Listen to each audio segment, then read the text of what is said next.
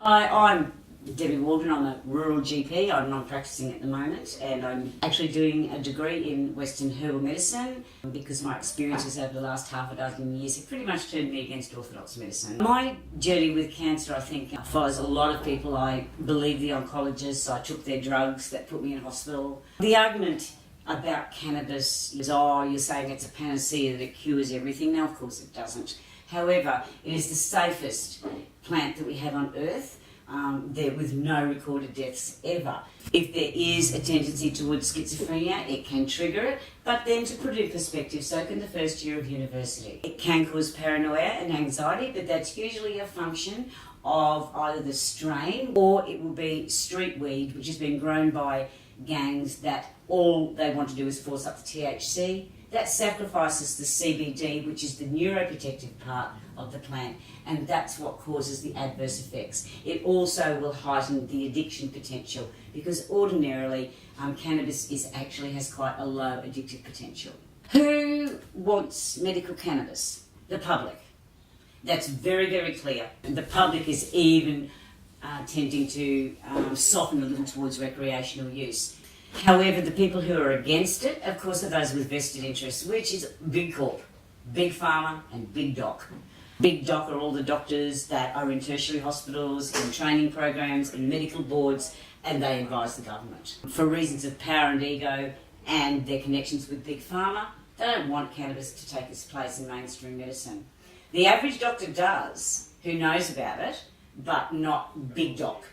And because of all the other uses for cannabis, as hemp, the industrial part, you've got paper, fuel, textiles, building, so all of those big corporations will have a vested interest in keeping it out as well.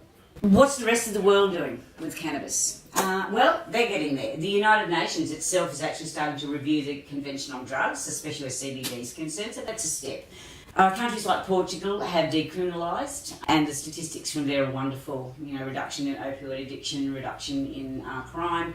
Canada has just legalised it overall, but they've had a medical model for a few years. And the United States is a mess, as usual. We won't go into that any further. But most of the states are now legalising medical. Uruguay has legalised it. Spain has decriminalised parts of it. Germany has now approved medical cannabis. And Amsterdam, strangely, the government has been bought by Big Pharma in Amsterdam, and it's actually very problematic to get medical cannabis in Amsterdam. On the whole, as you can see, the world is starting to realise that we've been lied to for 80 years. For medicine, we generally use oils, and because there are slightly different medicinal effects taking it orally, and you can get to much more potent levels and long-term effects and things like that, because with cancer, for example, you have to hit it very hard. A lot of people ask whether cannabis can be an alternative to orthodox chemotherapy.